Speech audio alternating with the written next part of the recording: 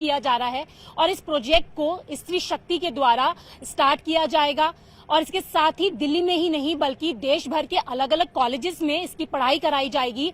हमारे साथ स्त्री शक्ति की फाउंडर रेखा मोदी जी भी हैं, उनसे हम बात कर लेते हैं।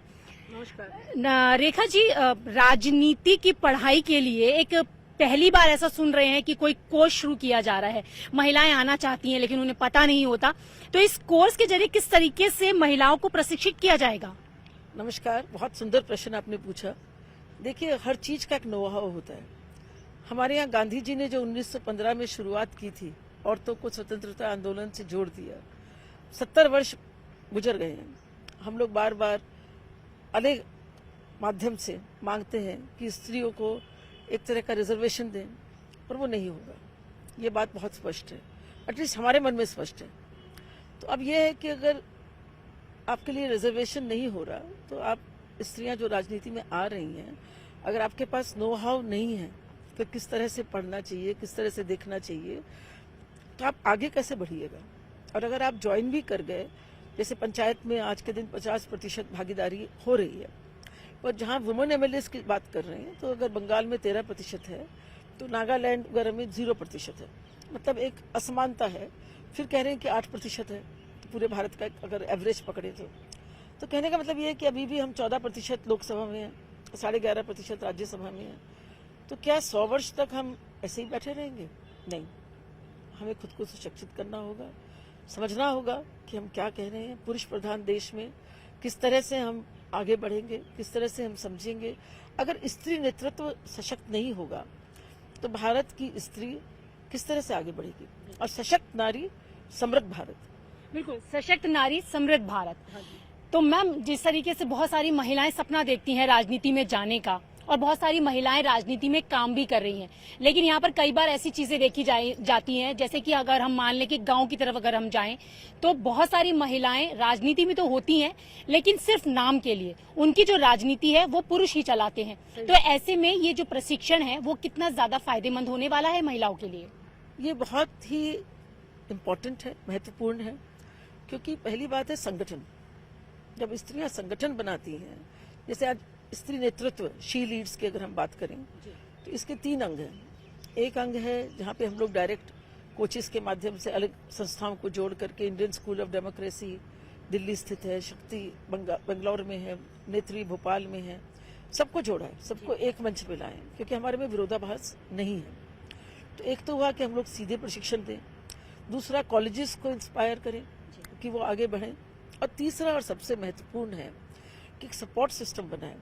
तो कम से कम 100 कॉलेज के लिए हमें 100 जर्नलिस्ट और 100 थिंकर्स का एक संगठन चाहिए, ताकि स्त्री अगर कहीं जुड़ती है जाकर के, आज आप हैं, इतनी सशक्त हैं, इतनी आगे पहुंची हैं, अगर आपको पॉलिटिक्स में जाना है तो आपको कुछ सहयोग चाहिए।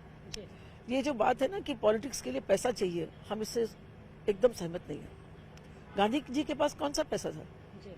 जनता थी साथ में। तो जनता को जोड़ने के लिए संगठन चाहिए, और उस संगठन को बनाने के लिए प्रशिक्षण चाहिए, और उस प्रशिक्षण को जोड़े रखने के लिए निस्वार्थ भावना चाहिए। बिल्कुल।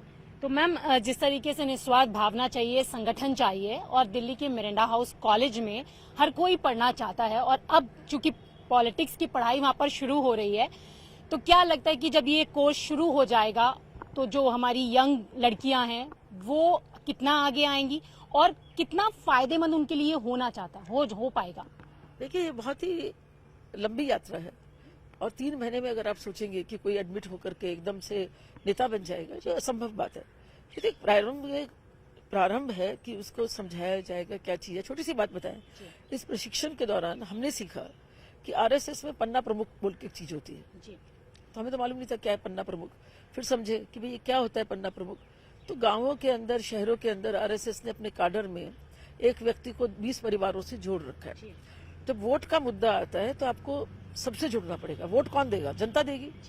तो जनता से अगर आपको वोट लेने हैं तो खाली प्रशिक्षण तो आपको एक कह सकते हैं कैपेबिलिटी देगा, पर आगे तो आपको ही बढ़ना है ना, जनता से जुड़ना है। एक छोटी सी बात बताएं, कल मेरे ध्यान में आया है कि यहाँ पे कलकत्ता, दिल्ली शहर के अंदर में एक मुसलमानों की 200 लोगों की बस्ती है, उसमें अनऑथराइज सारे घर तोड़ दिए। तो तुम सैनिक फार्म भी तोड़ते हो तो तुम मुस्लिम को घर क्यों तोड़ रहे हो भाई? और तोड़ रहे हो तो उनको फिर बनाओ। तो ये जो जनता के मुद्दे हैं, असली प्रशिक्षण तो वही है, जनता के बीच में जाके जनता के साथ काम करना। और हाँ, कॉलेजेस से एक शुरुआत होगी, संगठन से आपका जुड़ाव होगा, और जब आप संगठन से जुड़ेंगे तो आपको धन नहीं चाहिए, आपको चाहिए सहयोग।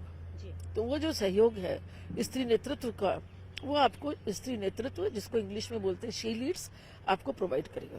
बिल्कुल, स्त्री नेतृत्व शी लीड्स की शुरुआत आप लोगों ने कर दी है।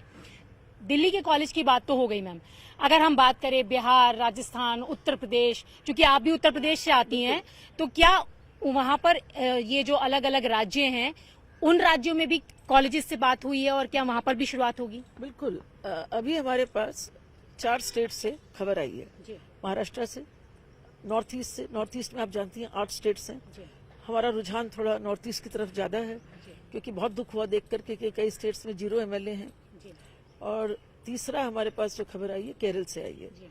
तो ऐसा है ना कि यात्रा बहुत लंबी है, अगर कहीं से कोई हमारे को हाथ इनवाइट करता है तो हम लोग दौड़े चले जाएंगे। उत्तर प्रदेश में क्योंकि अभी आने वाले हैं चुनाव, तो देखें कौन आगे बढ़ता है। आपके माध्यम से शायद कोई प्रेरित होकर हम लोग को बुलाए और काम शुरू हो जाए। तो उत्तर प्रदेश में अगर प्रेरित होकर काम शुरू हो जाए, और चूंकि आपका भी एक लगाव है, आप उत्तर प्रदेश से हैं, तो आप भी चाहेंगे कि हम उत्तर प्रदेश में भी इस तरीके की शुरुआत करें ताकि एक सुशासन जिस तरीके से होना चाहिए और आगे बढ़ सके। बिल्कुल चाहेंगे। और राजस्थान में जैसे वनस्थली है, लड़कियों का कॉलेज है। आज सुबह कोई मुझसे कह रहा था कि आप कॉलेजेस में क्यों जा रही हैं, आप खाली यूनिवर्सिटी के लेवल पे जाएं। तो मैंने कहा यूनिवर्सिटी में तो पुरुष और लड़कियां दोनों पढ़ रहे हैं ना, हमारा फोकस लड़कियों पे है।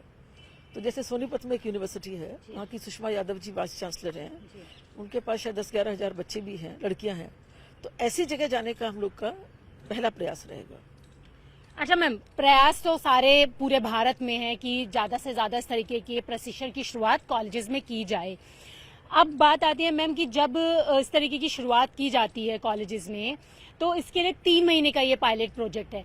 तो आपको लगता है कि जब ये सक्सेसफुल होगा तो एक बकायदा कोर्स के तौर पर भी ये शामिल हो जाएगा? बिल्कुल बिल्कुल। अगर आप देखें महाराष्ट्र में पुणे में MIT चलता है, राहुल कराड़ जी चला रहे हैं, वहाँ पे पूरा यूनिवर्सिटी का पूरा मास्टर्स डिग्री है। तो ये सब होना ही है। भारत के लोग बहुत जागरूक हैं। एक चीज शुरू होती है वो उसको अपने ढंग से आगे बढ़ा देंगे। क्योंकि हमने आपको अपना अनुभव बता रहे हैं, 1998 में एक अवार्ड होता था दुर्गाबाई देशमुख अवार्ड। उसके बाद हमने स्त्री शक्ति अवार्ड्स का प्रारंभ किया, गवर्नमेंट को कार्ड्स भेजे, गवर्नमेंट ने, हमने तो 3 अवार्ड्स दिए थे, उन्होंने 5 दे दिए। आज के दिन भारत में कम से कम 1000 अवार्ड्स हैं औरतों के लिए।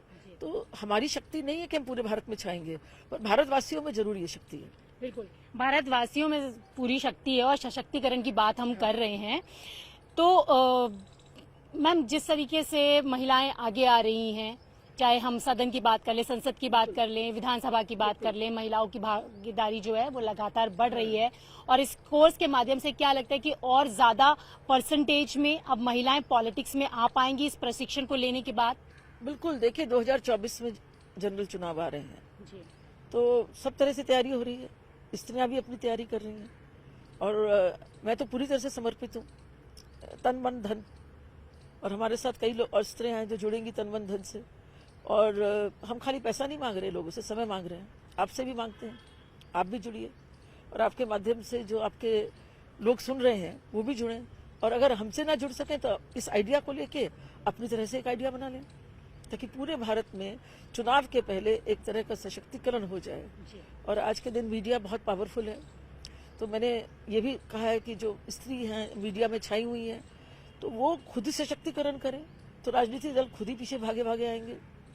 तो राजनीतिक दल की बात अगर आपने की है, तो जाहिर सी बात है कि महिलाएं चाहती हैं कि खुद को वहां पर एक मुकाम पर पहुंचा सके।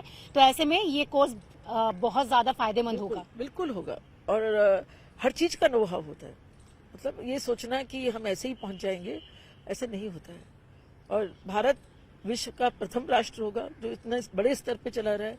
मेरी नॉलेज में ऐसा कोर्स सिर्फ ऑस्ट्रेलिया में मेलबर्न यूनिवर्सिटी में चालू हुआ है और कहीं नहीं हुआ है। मैम, अभी आप वर्चुअली भी ट्रेनिंग देते हैं ना इस कोर्स को लेकर? बिल्कुल बिल्कुल, वर्चुअल ट्रेनिंग देंगे। और इसके अलावा हमारी ये गुजारिश, मतलब कोशिश रहेगी कि हर हफ्ते एक वुमेन MLA को वर्चुअल ढंग से जनता के सामने पेश करें और उसको सशक्त करें, ताकि वो इतनी दूर जब चल के आई हैं तो कुछ उनकी लड़ाई तो रही है ना, तो उस लड़ाई के प्रति हमारी सहानुभूति भी है और हमारा सलाम भी है। पर अब यह है कि आगे जो हमें जुड़ना है एक संगठन के माध्यम से जुड़ना है। और अगर ये हो जाएगा तो ये जाति भेद से हम ऊपर उठ जाएंगे और हिंदू मुस्लिम के भी भेद से ऊपर उठ जाएंगे और भारत जो शक्ति बन के विश्व गुरु की कल्पना जिसको बीजेपी लेके चल रहा है वो इस तरह के माध्यम से पूरा होगा। तो आपने देखा कि रेखा मोदी जी ने बताया कि जिस तरीके से और कोर्सेज की प्रशिक्षण कॉलेजेस में दिया जाता है, तो आखिरकार राजनीति का प्रशिक्षण क्यों नहीं दिया जाता? क्योंकि अगर राजनीति का प्रशिक्षण दिया जाएगा तो ज्यादा से ज्यादा सशक्त नेता हमारे देश को मिल पाएंगे और हमारा जो देश है वो सशक्त नेताओं के नेतृत्व में तेजी से विकास की ओर और ज्यादा बढ़ेगा। कैमरा पर्सन नरेश के साथ रचना, न्यूज।